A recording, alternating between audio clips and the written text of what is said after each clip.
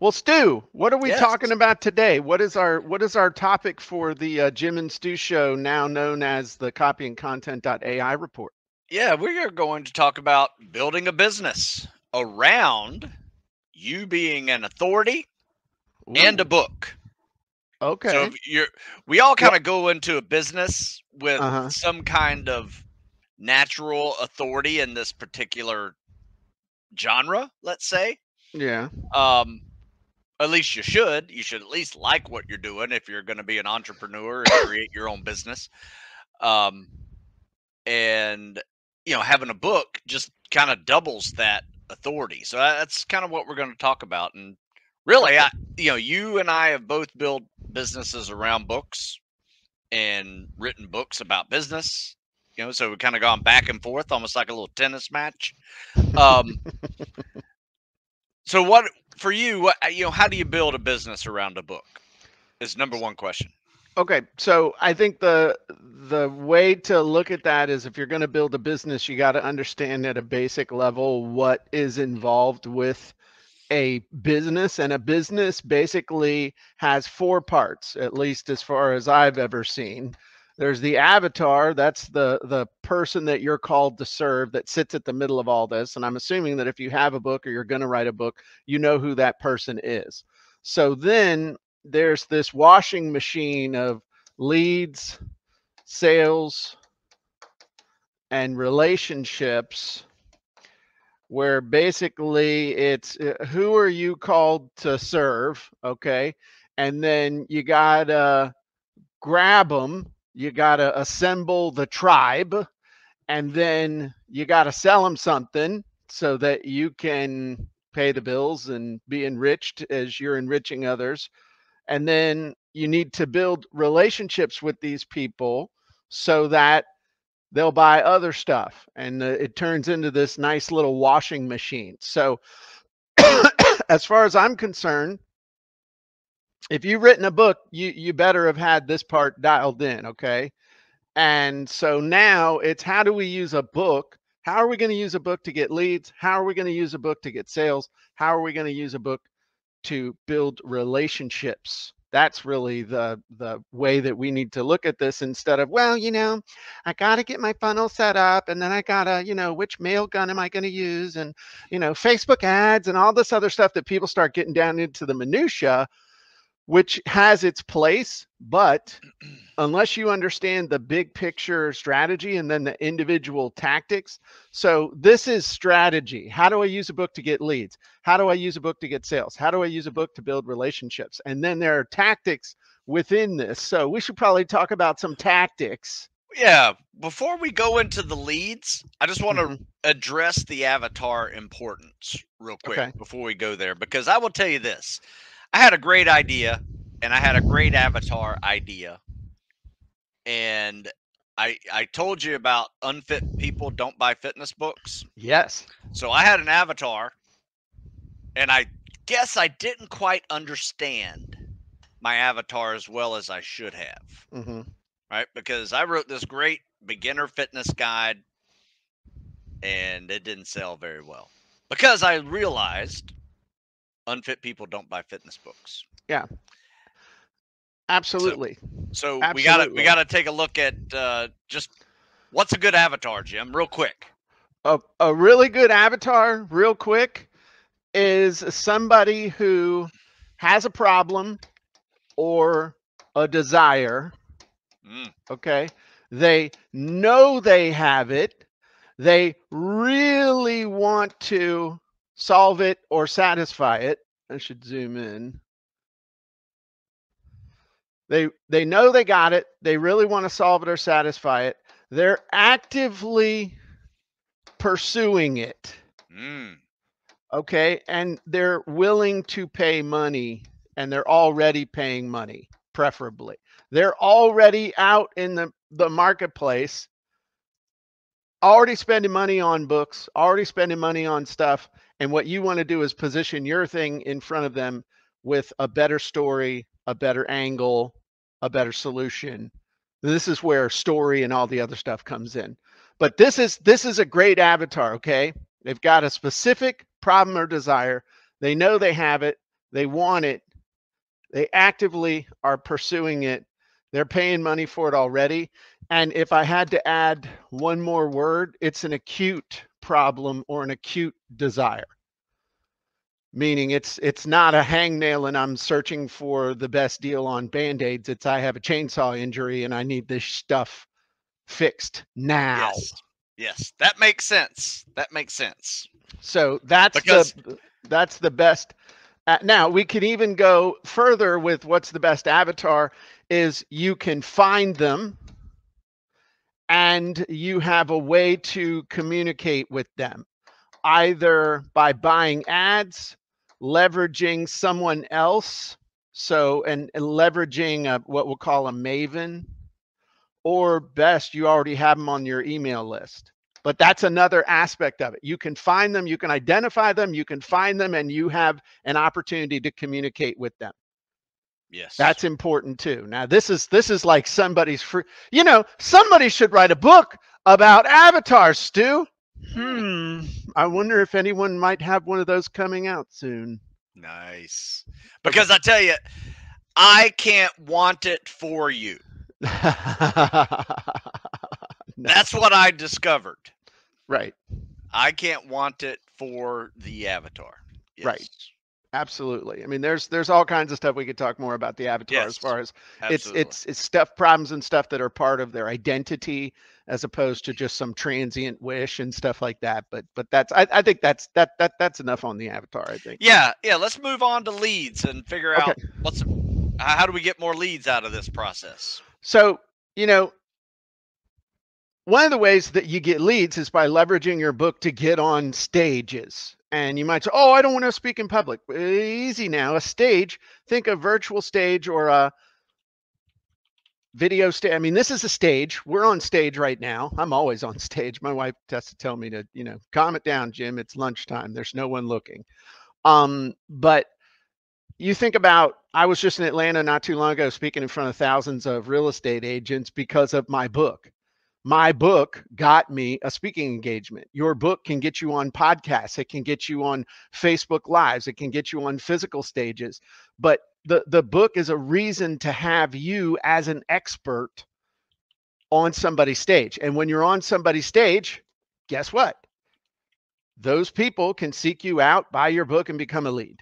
I mean, you see it all the time on YouTube with, you'll see somebody who shows up on one person's podcast and then they just they run the circuit. You'll see them on another person's podcast, on another person's podcast. So that's, number one is you get on somebody's stage, all those people can seek you out, especially if they're your avatar, and buy your book. Perfect. You don't have anything to add, Stu? I mean, that's one way. What's another way? Another way is that you can leverage a book by co-authoring a book with somebody. That was like for the first 5 years of my life online, that's all I did. Smart. Was find people who had who had lists, who had centers of influence, who had a name. I wrote 7-Day ebook with Joe Vitale, 33 Days to Online Profits with Yannick Silver. I wrote Ebook Secrets Exposed and Immediate Money Immediately with David Garfinkel. I did did a program on affiliate marketing with Rosalind Gardner. Just even all the way up to today. I mean, leveraging a joint venture with somebody, but specifically doing it with a book. And then, Stu and I wrote, I think Stu disappeared. Hopefully he didn't lose his internet connection. Stu and I wrote a book together, which I don't have here with me, but I know where it is. I can grab it real quick. But then that was really kind of how Stu and I started doing stuff together. And I don't see the book. I must have, I actually cleaned up. That's scary. But what's up, Stu? You disappeared. I know. I'm sorry. That's okay. I was looking for our book and I can't find it. But Stu and I wrote the DIY Media Marketing Guide So it's, that's another way that you can. The interesting thing is, as we sold those, I always had the agreement with people that, the the leads become ours. So as each of these things grew, my number of leads that I could sell stuff to went up. Another thing that you can do is leverage the fact that you've written a book to do joint ventures with other people. So Stu and I did a joint venture. We created DIY Media Marketing Academy, but I've done that again with other people. I've put on workshops. I've put on week-long events with people, doing joint ventures with folks, all because I wrote a book and had the credibility of being an author. But then the key thing is that we were leveraging to get the leads, you got to leverage it with someone who's got leads or can generate leads or who has a platform. If you're going to do something with somebody, I mean, this might sound terrible, but don't, Tony Robbins ain't going to write a book with me, but I might be able to find someone who's a slightly higher level than me that I can, stepping stone my way up by creating value. So you don't necessarily want to do a joint venture with someone who has no distribution or who doesn't have a skill or the ability to bring people in. And then the last thing I would tell you, and if you want leads, turn your book into a lead generation tool. Now, that doesn't mean giving it away. Giving away a free ebook is tough, okay? But having a book funnel, and this is a great example, over 100-something thousand copies sold as part of a funnel, where by giving this book away, just asking people to pay shipping and handling, was able to generate 100,000, over 100,000 leads. That's pretty good. Most people never generate 100,000 leads from a single book. And so by literally turning the book into a lead magnet, and that's hard to get with asking people for their email. Well, and here's the other thing: if sign up for a newsletter, sure. I mean, that's one way to do it, but the way you just did it is 10 times easier. The key is somebody paid more effective. It may not be easier, but it's more effective. The key, though, is that everybody had some skin in the game. That's the other thing. Someone who pays $10 pays more attention than someone who loads up their hard drive with free PDF files. Good point. So I think I will have to say, follow up on this, Jim, is that I've done everything that you've just said, from podcasts and speaking engagements, other book projects with other people. And it has all been because of a book. And to be honest with you, whenever I asked you about, hey, do you want to do this? I got this idea about the DIY, Marketing Academy. And all I really said was, and this was my pitch to him, was I kind of got this idea, like everybody's got social media, and we're no longer a real estate agent that sells real estate. We're a media company that sells real estate. Right. And, so it was kind of on that communication and big picture of what the DIY media marketing was all about. We are our own media companies. Absolutely. And just to, have that understanding and awareness really does make your communication more effective to people who follow you. Well, it also, that, just as an aside, creates an identity that lends itself to actually getting results. So I ended a talk this past Saturday to a bunch of coaches, speakers, trainers, and I said and I taught them all kinds of good stuff. And I said, but here's the bottom line: if you don't do this next thing I'm about to tell you, you're going to fail miserably. And that is, you must redefine yourself from being a coach, a speaker, a trainer, into being, I am a marketer who sells speaking services, who sells coaching services, who sells training. If you don't do that, then you are going to see yourself as a speaker who is forced to do marketing against your will, and you're going to resist it. You have to make that transition. So anyway, that's why we wrote that book. Yeah. So, Yeah. and the thing is that you can also leverage it for regular media. That's something we talked about in our book, which I'm pissed off that I can't find a copy of it. I'm going to entertain the kids. I had it just a minute ago.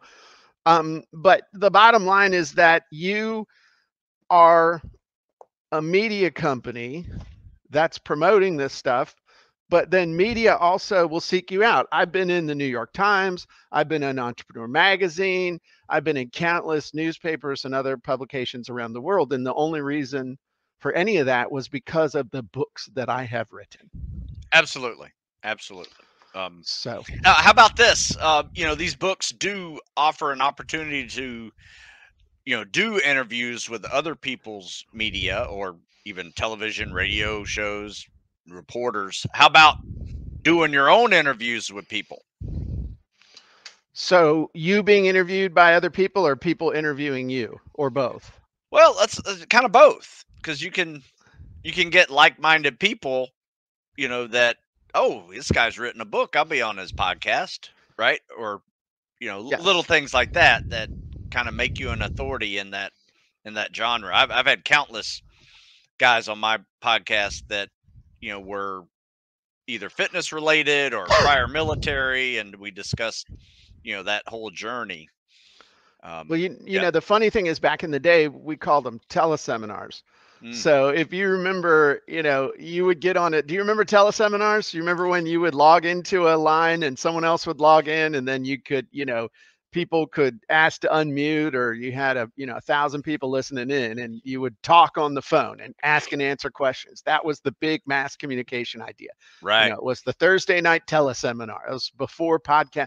And you think about everything has kind of evolved from those teleseminars. All a podcast is a teleseminar that's recorded with some video and stuff. Yeah. That's all a podcast is.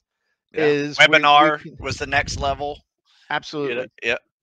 So I think that interviews are still one of, if not the best ways to share information and prove your expertise, because if you're able to plug in with somebody who's got an audience, them acting as the proxy for their audience can ask you questions on behalf of their audience. And so you've got your expertise tied up in your book, but then their job is to kind of yank it out of you in a way that is useful specifically for their audience. And I think that's an opportunity that people miss, is that they interview somebody, but then the interviews all start sounding the same. Like I even know people who have podcasts, some of them that are really successful, where they're like, look, I only ask the same questions of every single person. Here are the 3 questions that I ask. This is how we do it.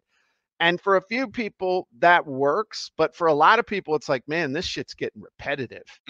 Because if you're interviewing the people that are doing the same kind of thing over and over and over again, you're going to get the same answers to the same questions if the people know what they're doing. You know what I mean? Yeah. So I think it's important, if you're going to interview, to make sure that you're doing it in a way that gets good information out of people. And if you're going to be interviewed, you should be proactive and help people to interview you better. Okay. By providing them a list of here's some typical questions that you might want to ask, or some things you might want to adapt for your audience based on what I know about your audience or your show or something like that. So if you're being interviewed, you want to make sure that the interview turns out well, as opposed to just sounding like everybody else, which can be difficult. Yeah. Well, tell me this. Is there a genie for that? Because I know there is. Yes, there is a genie for that, Stu. Yes, Virginia, there is a Santa Claus. Yes, it's the interview podcast genie. And let me pull it up, and let me show you what that can do. So, by the way, Stu, we're now on our new platform on copyandcontent.ai. Super excited. It's all working just amazing. I know. I was using it the other day. So, interview podcast genie. So we could, we can load our avatar. Hell, we'll do one about like storytelling and stuff. Let's say I'm gonna interview. Let's say you're gonna interview me. Okay. And so I'll be interviewing Jim Edwards, story entrepreneurs, Captivate, huge problem, objective. If you were going to interview me on stories, what would be your objective in doing this interview, Stu? My objective would be like, tell me about how you got into the business of teaching business. Okay.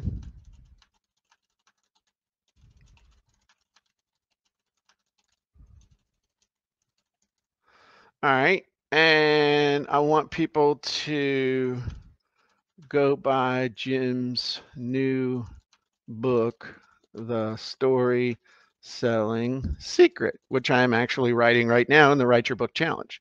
So style of interview, we'll do entrepreneur. Angle of the interview is how to. It should be medium. Knowledge level is beginner.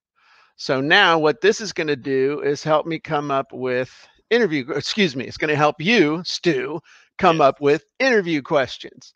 So can you share a bit about your background, how you got started in the business of teaching business? What do you think sets a good business story apart from the rest? Damn, that's a good question. Bang. That right there is good. How can entrepreneurs quickly captivate their audience with compelling personal stories? Can you provide some tips for developing a storyline style that resonates? What are some common mistakes? How can storytelling be incorporated? These are good.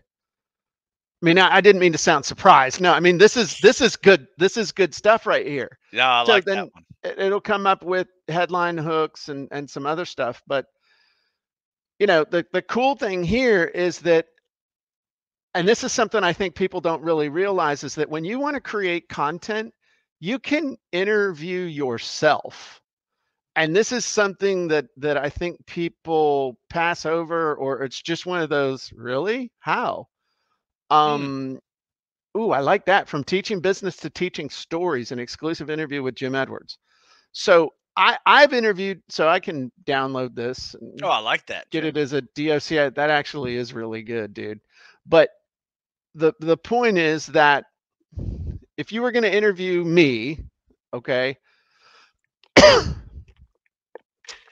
now you got a list of questions. Now you've got something to start with, and they're good and they're targeted towards your audience. But if you're going to interview yourself, all I would do is, hey, let me tell you what I think sets a really good business story apart from the rest. Let's talk about how you can quickly captivate your audience with compelling stories. Here's some tips for developing a storytelling style that resonates with the target audience. Here's some mistakes I see people making. You see what I mean? Oh, I love this one, Jim. In fact, before this show, I wrote an article. It's my Ask Stu article for military.com. And man, I always need questions. And there, it comes a time when, I don't have a question. I got to come up with something, and I got to go look at old emails and, DMs and things like that. But I'm wondering, I mean, this would be a great Ask Stu type idea. Dude, you're just interviewing yourself. I mean, unless you have somebody else asking the question, even if someone has submitted the question, you're still interviewing yourself. I mean, developing the skill of saying, okay, first question we have is, what do you think sets a good business story apart from the rest? I mean, I've literally created an entire book answering questions in front of an audience, demonstrating them the process of answering the questions to create the content to write the book. And it was like, I watched you do it, and I still kind of don't believe that you did it, because I taught them how to do it, and then I did it in front of them. So it was like 3 levels deep of learning. Wow. But this genie is just smack dab amazing. And so this is the interview podcast genie. Help you come up with interviews. Also help you come up with questions that you can send to people who are going to interview you, which is quite handy, Stu Smith. Yes. Part of my to-do list.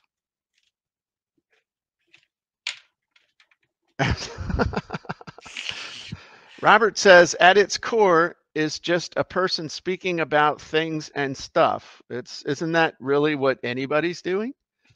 We're just talking about stuff. Yes. You know, Stuff that that's is useful. stuff that's useful to a target audience that you actually know something about helping. Yeah. So let's there you bump go. it over from leads to sales. Okay. Right. So how do we get more sales out of this process? So one way, I mean, the most obvious way is, oh, I'm gonna sell some books. Okay, cool. Sell some books. There you go. That's how you can make sales. But one of the things that I think people gloss over is making sales within the book. So one of the first books that put me on the map after I'd done it several times, Yannick Silver and I wrote 33 Days to Online Profits, which was a step-by-step roadmap for going from zero to your first sale on the internet. And we did it in 33 days.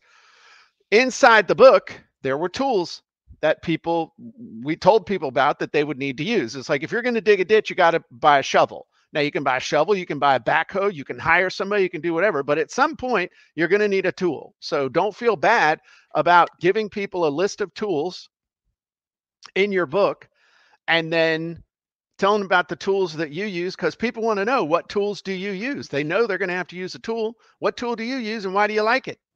And if you can recommend it or demonstrate it for me, then a lot of people will buy through your link knowing that you'll get a commission, and they don't care.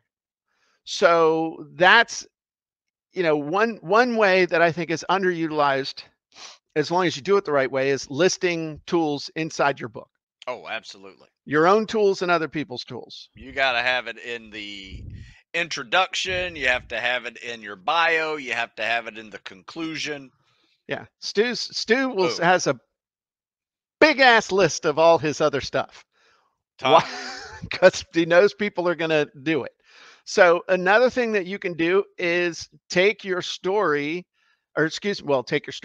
book and create a coaching business around it, because a book is the perfect intro to a coaching offer. Because here's how to do it, and if you want, I'll personally show you how to do it. I mean, that's your whole business model, Stu. That was your business model when I met you, dude. I saw you. I didn't want to buy a book. Dude's got coaching. I'll just hire him. Yeah. Yeah, that's the way it works. And I mean, talk for a minute about the coaching that you do around your books. Is it specific to each book type? Is it general? What does that look like? Well, right now it is more general, but I am coming up with a coaching, more like a coaching program that will be addressing the individual books, but in groups, because all the group books that I write about, are specific tests that people have to take. And for the most part, there's about 10 exercises that take all of everything I've ever written and pick from, right? So you can learn these 10 exercises and pretty much get every fitness test covered in the military, law enforcement, firefighting profession. So that's what the next one's going to be. But right now it is a general fitness program that people like you who say, oh, he's got books, let me just take the online coaching. And a lot of people go from, I tried the book, it's a great book, I just need a little more accountability. I need you to text me every morning, and I need you to send me a 1-page workout for the week that says do this, and you remove all thinking. Yes. Yes, that's exactly how it works. Yes. And the less they have to think, the more you get to charge. Yeah. That is when it comes to coaching, honestly. I mean, the less they have to think, the more you get to charge, because if they'll just act, then they're going to get the result. So another thing that you can do is build a basically build a membership or some sorts of subscription or a newsletter or a paid community or whatever around your insights and your teaching inside of the book. So like my first membership site, which we operated for 10 years, I took a break for about 4 months and then it relaunched as something else, the Jim Edwards Method, but was the Net Reporter. The Net Reporter went for 10 years without a break. And from 2006 to 2016. And that was basically the culmination of all my books, all my training, all my everything was in there. And we were drawing on stuff from all the different books and all the different stuff. But that's the ultimate sale, is to get people into a membership site. Yeah. You know, and I think the last thing as far as sales is, I'm a big proponent of making money with and because of a book. Okay, you make money with the book by selling the book, but the big money comes because of the book. So making courses, making making other stuff that you can charge more for as you move up the value ladder. And that is really, if you think about 7-Day ebook was the catalyst for my first multi-million-dollar product, which was Mini Site Creator. So all the people that we taught how to write books were like, well, how do you put up one of them one-page sales letters to sell the book, Jim? And, I'm not real smart. So I waited a few years while, 1,000 people asked me. And then finally we did it. And that was a great thing. There's a whole story behind Susan didn't want to be a teacher. And so we were like, okay, I'll train you to be my webmaster. So I'll train you to be my webmaster. We'll sell the course to everybody. And a bunch of people signed up. And I was like, holy crap, there might be something to this. That's and awesome. So that went really well. We killed like 8 birds with one stone. So that's really in a nutshell as far as using a book to increase sales. Sales within the book, coaching, consulting stuff, building a membership site. I mean, that ultimately is where you want to go. I would agree. Is it easier to get 10,000 people to pay you $1,000, or is it easier to get 1,000 people to pay you $100 a month? Yeah. You know what I mean? That's the key. Or 10,000 people to pay you $100 or 100 people to pay you. It's better to do a membership site, okay? And then having those products based on the book, because a certain number of people that buy your book will want more. They just like you. They like your stuff. They want to get the results. It's like you said, bought the book, thought the book was great. I need a little something else. Yeah. All right. Let's talk about the other side of the triangle when we talk about relationships. Okay. And why are those important? Well, relationships are important because in the end, the only thing you really own in your business is the relationship with a list of people. The people that give a crap whether you're still breathing or not and can add value to their lives. Everything else can be lost or taken away. Okay, the ultimate asset that's why people say, the most valuable thing in my business is my list. That's not true. What they don't understand is your most valuable asset is the relationship you have with the people on the list. So how do we create the relationship with the leads and sales with value, but we build the relationship with continuous value. That's why I've got some people. I see Brad's on here. Brad's been a customer since 2009. Vicky's here. I don't know, Vicky, how long Vicky's been a customer, but I see a bunch of people that are here that have been customers forever. I love that. Is this live or a live replay? I'm alive and Stu's here live and we're doing this live. So yeah, Facebook user at 10:35 a.m. Yeah, it's live. And does it matter? Robert says, I bought things from you I haven't even redeemed. I appreciate that. You should use them. Yeah. So here's the thing. Creating value, adding to your authority, all at the same time. Podcast, newsletter, video series, any of these things that help explore the area of your expertise. It's like you can't, as soon as you're the expert, you're screwed. You need to have a continuous dialogue and learning and stuff. You know where I use this, Jim, is I'll often come up with a new workout or something I'm working on, like, I don't know, like a video with a bunch of stretching in it, right? or or I will do a like a 55 and older program. And some of my perennial favorites that are just regular customers, I'll say, hey, check this out, let me know what you think. You got any advice on it? Yeah, that's right? so much better than what you were doing 10 years ago, which was experiment on Jim. Yes. It's like, send Jim these workouts and see if he pukes or dies or dislocates something. And the reason I held this up is you talk about 50 and over. My little buddy here is over 50 years old now. Hey. Yeah. Who else has their original teddy bear with his head still attached? I had a chicken. Yeah. Don't ask why he's got on Mardi Gras beads, though. That's a whole nother story. But I think that's important, is that if you're going to create those relationships, you've got to create that dialogue. You've got to keep wearing your student hat. You've got to keep learning and teaching. Otherwise you stagnate and you're not going to create that value. Other thing, relationships, you just got to start speaking. If you've written a book or you want to write a book, you have to speak. You have to speak online. You have to speak virtually at a minimum. Okay. This is my stage now. This is not, this is it. I don't have to try and get 30 or 40 people into a hotel room to be able to, conference room, to be able to deliver this speech. Okay. This is your platform. So you need to treat it as such.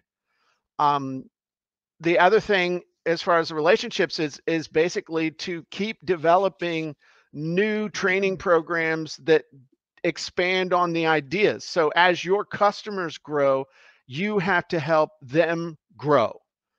And that's the difference between a lot of people who are in business to sell a product. I'm in business to help my avatar grow. So when I develop leads and I make sales, I'm not developing leads to make sales. I'm developing leads to get a customer for life, who will buy from me over and over and over. But in order for them to buy from me over and over and over, I have to keep learning, growing, and then I have to create stuff for them to buy. So a book is a snapshot in time. Yep. So do I know more than I did when I wrote this book? Absolutely. I know a lot more now than I did when I wrote this book. That's why how technology's evolved since you've written that book. Absolutely. Yep. Including AI. That's why we're coming out with copywritingsecrets.ai. That's all, that stuff has changed. I know people, and you know people, Stu, that are basically stuck on it's like if life was a superhighway, these people are now in a Florida rest stop. Yeah, they took an exit. They stopped at the rest stop. It's nice here. Let's stay here for a while. Yeah. The problem is, if you don't grow and you don't evolve, what are you doing? You're dying. Yeah, you're dying. So you got to grow and evolve. And the cool thing is, though, by doing that and talking about being authentic, how are you an authentic in business with this model? Okay. Learning, doing, teaching, not theorizing and teaching.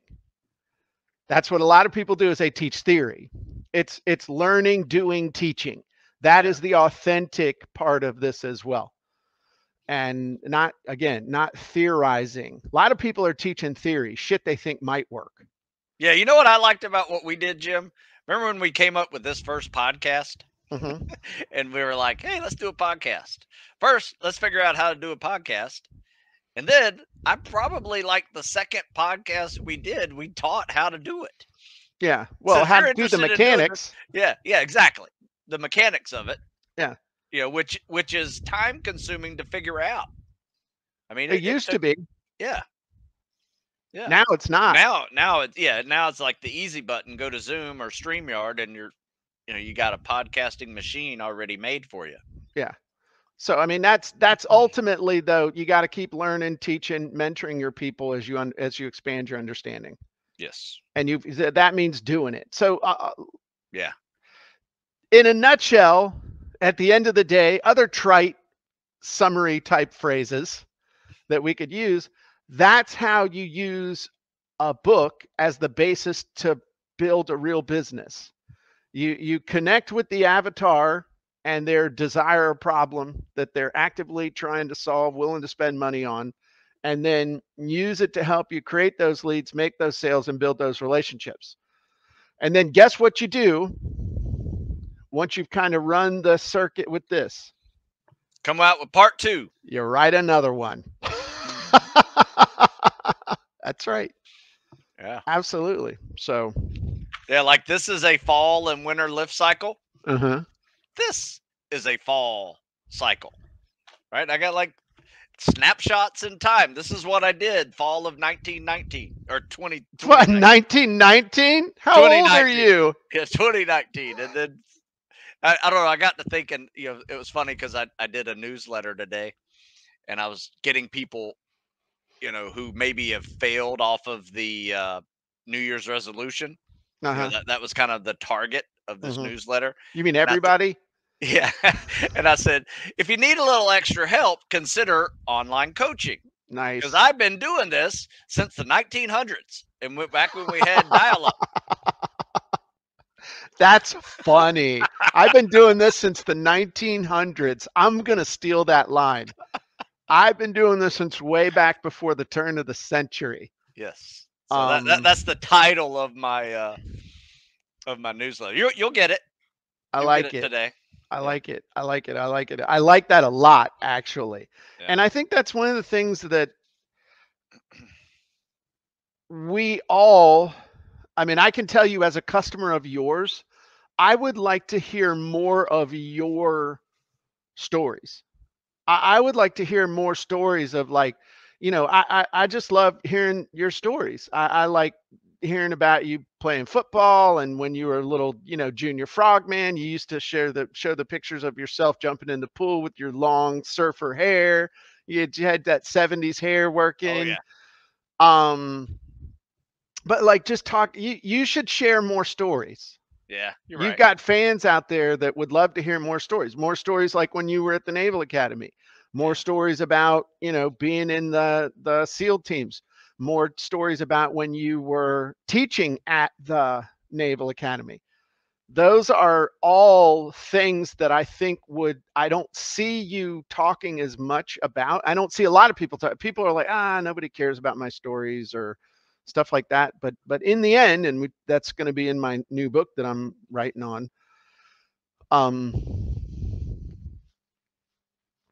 that's the only thing that separates us. That's a great idea because, just like you said earlier in this show, was like a snapshot in time. Think about how many stories you have of that snapshot in time throughout your journey. Yeah. Right. You got more than one story. Well, yeah. And a story can carry many different meanings and be used in many different contexts as well. Like I've always wanted to hear, like you reference sometimes that story about the reason why you really not real big and hip on spending a bunch of time on ships is because you were on a little raft in the middle of the Mediterranean waiting for a sub to show up, and you're like, crap, where is this cat? Yeah, that is true. Yeah, I do. If there is a fear, it is lost at sea. Okay. That is a legit fear of mine, to be lost at sea. Okay. So. But see how you could weave that into so many different things. Yeah. Like if you're feeling like you're adrift at sea in your fitness journey, you see how I would tie that in, but the cool thing is that I can help you do that. Yeah, that's good. You know, somebody asked, is a story attracting all disc styles or only some? I think that's a great question. And I Yeah. think that stories are just how we think. It's wired into our brains. And it's interesting because then we'll wrap this up because we got to get ready for Genie Hack in here in about 10 minutes and I need a cup of coffee and a potty break. But I think that stories are hardwired into our brain. I think that stories also remind us of childhood when stories were a form of fun, learning, and entertainment, bonding with others, excitement, visualization, imagination, all the fun things of being a kid. A lot of those were time. I mean, did you like story time in school, Stu? Oh yeah. I liked it when they rolled out that TV with the VCR. That was even better. Oh, I would take even a crappy film strip with the audio totally out of sync. You know, just anything, man. Chink, chink. It's all blurry and crap. And the creepy pedo guy that hung out in the media room and stuff. You know, like just Jesus, don't catch me with that guy in the hallway by myself when I got bathroom pass. But I mean, even that was amazing. Yes. Yes. And so I think it's just as human beings, we love stories and they just work. Some things just work. It's like a cold glass of water on a hot summer day. It just works. It's natural. That's And a good so point. don't fight it. Use it. Yeah, share it. And Exactly. I think one of the best ways to share stories is a learning experience that you've had, and then you teach that learning experience. Because Yes. everybody likes to one hear, you know, unfortunately how you suffered and failed, right? But then you learn from that and you continued on. Yes. Yeah. Everybody loves a moral. The Yeah. Aesop's fables. It's anything. Yeah, it's got to have that moral. It's got to have that lesson.